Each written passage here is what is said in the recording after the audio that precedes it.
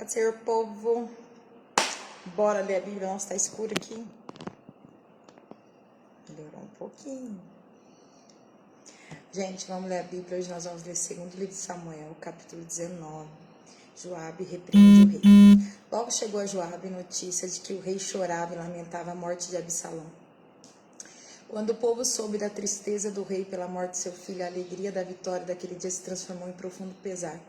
Os soldados entraram na cidade sem chamar atenção, como estivessem envergonhados e houvessem fugido da batalha. O rei cobriu o rosto com as mãos e continuou a chorar. Ah, meu filho Absalão! Ah, Absalão, meu filho, meu filho! Então Joabe foi até o quarto do rei e disse: Hoje salvamos sua vida e a vida de seus filhos e filhas e de suas esposas e concubinas. E, no entanto, o Senhor age desse modo e nos faz sentir envergonhados. Parece amar os que o odeiam e odiar os que o amam. Hoje deixou claro que todos seus comandantes e soldados não significavam nada para o Senhor. Pelo visto, se Absalão tivesse sobrevivido e todos nós tivéssemos morrido, o Senhor estaria satisfeito. Agora saia e vá parabenizar seus soldados, pois juro pelo Senhor que, se o rei não for, nenhum só deles permanecerá aqui essa noite. Isso seria pior que todo o mal que já lhe aconteceu na vida. Versículo 8. Assim o rei saiu e se assentou à entrada da cidade. Quando se espalhou a notícia de que o rei estava ali, todos foram vê-lo. Enquanto isso, os israelitas haviam fugido para suas casas. E em todas as tribos de Israel houve muita discussão. O povo dizia: o rei nos livrou de nossos inimigos e nos libertou dos filisteus, mas teve de fugir por causa de Absalão. Agora Absalão, a quem ungimos para reinar sobre nós, está morto. Não devemos demorar para trazer o rei Davi de volta. Então Davi enviou uma mensagem aos sacerdotes Zadok e Abiatar. Pergunte às autoridades de Judá: por que vocês demoraram tanto para receber o rei de volta? Até eu já sei que todo Israel deseja a minha volta. Vocês são meus parentes, minha própria tribo, meu povo e minha raça. Então por que são os últimos a receber o rei de volta? E Davi pediu que dissessem a Amasa: você é meu parente, meu povo e minha raça? Que Deus me castigue severamente se de hoje em diante você não se tornar comandante de meu exército em lugar de Joabe. A mensagem de Davi convenceu todas as autoridades de Judá e eles deram uma resposta unânime. Mandaram dizer ao rei: volte para nós e traga todos que estão com o Senhor. Então a gente vai ver Joabe tomando várias decisões nos capítulos anteriores, precipitadas, egoístas, olhando só para si, olhando só para o que ele achava ser melhor, até que chega esse ponto, né, em que Davi fala: não quero mais Joabe comigo, vou trocar, né? Então a gente precisa ver bem, né? Joabe era um companheiro de guerra há muito tempo, mas em vários momentos pisou na bola com Davi. Nós precisamos olhar isso, parar e analisar até nós mesmos. Às vezes nós estamos trabalhando com grandes homens de Deus, mulheres de Deus, pessoas, só que a gente quer as coisas do nosso jeito e fica ali brigando. E a palavra de Deus nos ensina a todo tempo, né? Então nós temos que parar e falar: Senhor, qual é a sua vontade? Sempre. E é o que a gente faz também. A gente tem vontade de um monte de coisa, mas a gente abre mão delas para viver a vontade de Deus. E no começo parece difícil, mas lá na frente eu sempre agradeço a Deus. Obrigado porque o Senhor me convenceu, Espírito Santo, a obedecer a sua voz. Porque se eu tivesse feito do meu jeito, eu tinha feito errado, né? E Joabe é uma dessa... Ele perde o seu posto de comandante. Pode ser, Mi? Amém. Mi, você também tem sido a minha companhia aqui. Deus abençoe, viu? Muito bom estar com vocês. Vamos continuar lendo. Agora nós vamos ler... Nós estamos lendo o segundo livro de Samuel, capítulo 19. Davi volta para Jerusalém.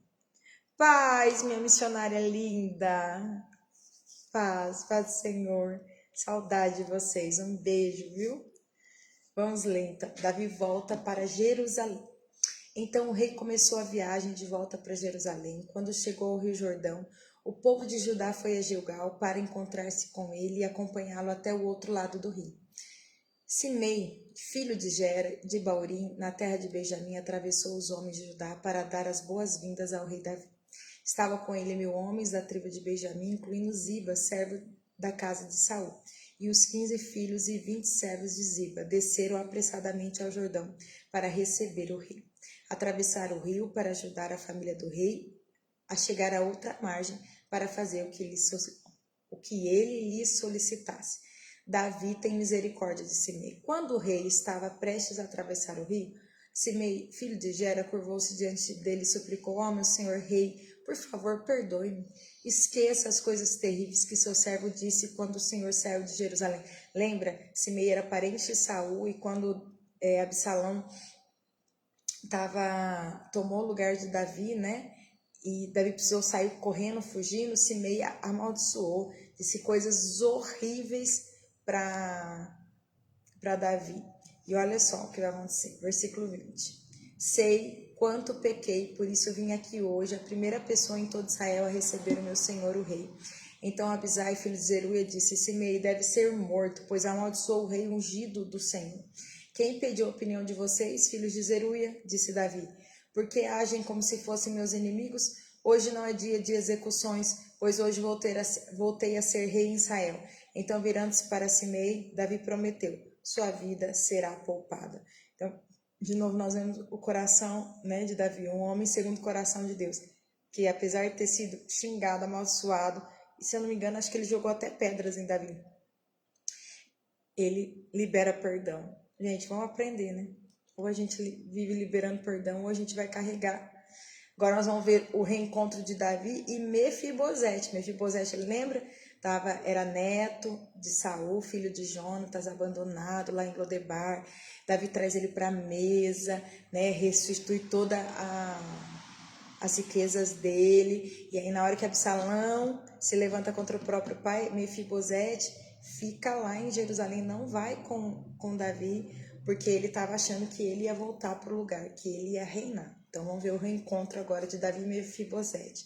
Mefibosete, neto de Saul, veio para encontrar-se com o rei. Desde que Davi havia saído de Jerusalém até o dia em que voltou em segurança, Mefibosete não tinha lavado os pés, nem feito a barba, nem lavado as roupas. Quando ele chegou a Jerusalém, o rei lhe perguntou: por que você não veio comigo, Mefibosete? Ele respondeu: ó, meu senhor, o rei, meu servo Ziba, me enganou. Pedi que ele selasse meu jumento para que eu pudesse acompanhar o rei, pois, como o senhor sabe, sou aleijado. Ele, no entanto, falou mal de mim e disse que eu havia me recusado a vir, mas sei que meu senhor, o rei, é como um anjo de Deus, portanto faça o que lhe parecer melhor. Meus parentes e eu só poderíamos esperar que o senhor mandasse nos matar. Contudo, o senhor me honrou ao permitir que eu comesse à sua mesa. Que mais eu poderia pedir? Não precisa continuar se explicando, respondeu Davi. Resolvi que você e Ziba dividirão sua terra igualmente entre si. Dê tudo a ele, disse Mefibosete. Para mim, basta saber que meu senhor, o rei, voltou para casa em segurança. Então, aí, né, Davi fica sabendo que, na verdade, foi Ziba que inventou toda essa história. Gente, parece que é só na nossa vida, mas não é. Quando a gente vê a palavra de Deus, você vai ver que esses diz que tem em todos os lugares, mas vai chegar um momento que tudo é passado a limpo. Amém? Paz, Carol! Saudade! Deus abençoe você, as meninas, o Rodrigo, saudade de vocês. Aparece, né? Esse povo que não aparece. Gente, vamos continuar lendo, agora nós vamos finalizar. Vai dizer: Davi trata Barzilai com bondade. Barzilai de Gileade havia descido de Rogelim para acompanhar o rei na travessia do Jordão. Era bastante idoso, tinha 80 anos e era muito rico. Foi ele quem providenciou alimento para o rei durante sua estada em Maanaim. O rei disse a Barzilai: venha comigo para Jerusalém e eu cuidarei de você. Barzilai, porém, respondeu: sou idoso demais para ir com o rei a Jerusalém. Tenho 80 anos e não consigo mais apreciar coisa alguma. A comida e a bebida já não têm sabor e já não consigo ouvir a voz dos cantores. Seria apenas um peso para o meu senhor, o rei. Atravessar o Jordão com o rei é honra suficiente para mim.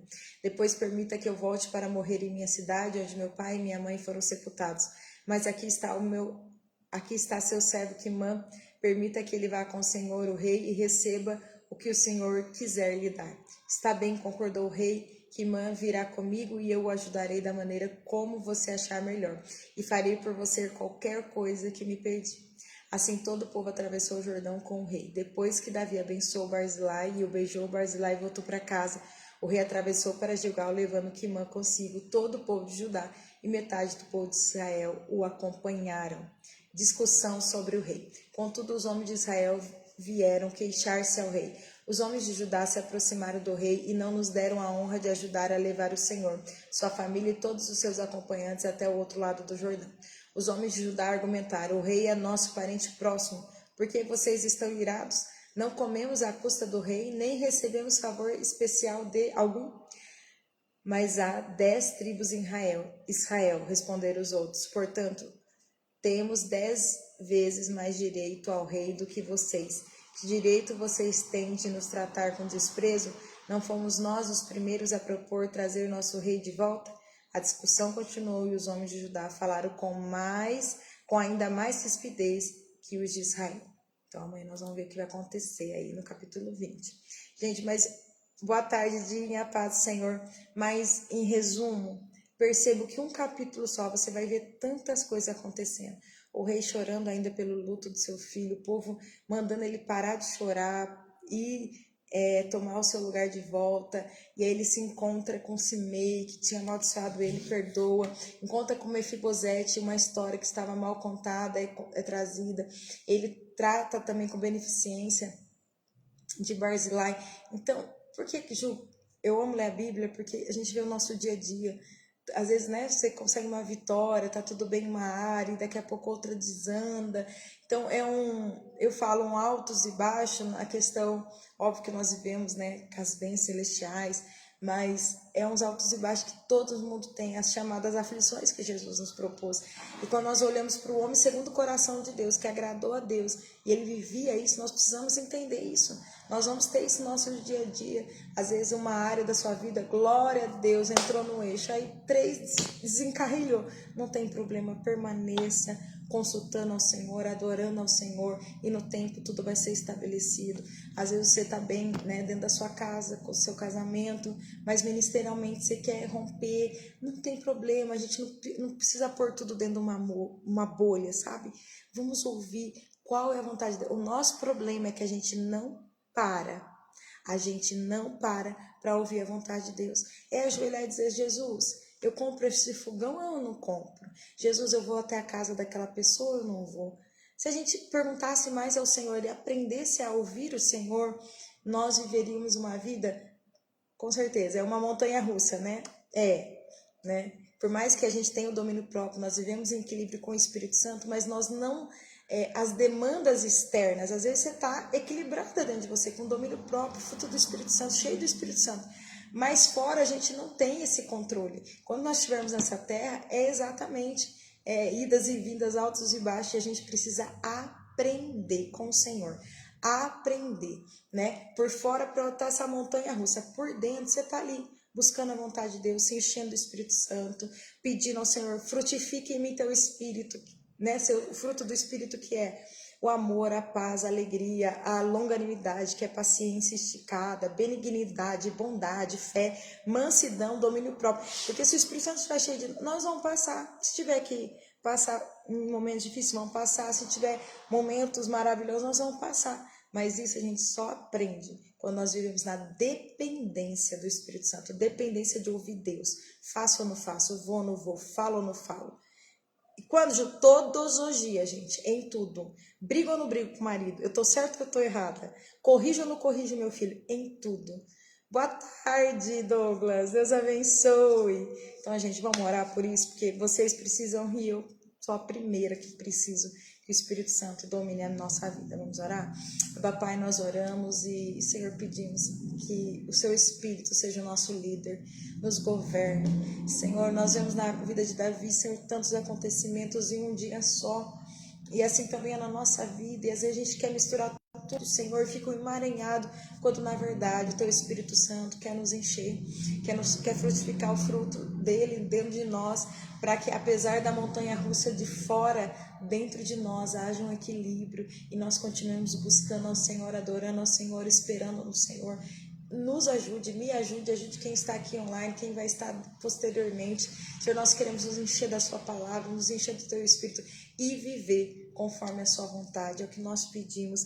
Me ajude, ajude todos que estão aqui, Senhor, a te ouvir, até a percepção, Senhor, da sua voz, testemunho interior, Senhor, do que o Senhor quer falar, ou o Senhor, onde nós vimos, onde não vimos, o que comprar, o que não comprar, Senhor, do que falar, o que não falar, em nome de Jesus, nós queremos te obedecer. Em nome de Jesus nós te agradecemos, abençoe cada um de nós, pois teu é o reino, o poder e a glória para sempre. Amém? Deus abençoe você, sua casa, que tudo te vá bem e que nós possamos guardar essa palavra. Então, se sua vida tá uma loucura do lado de fora, normal.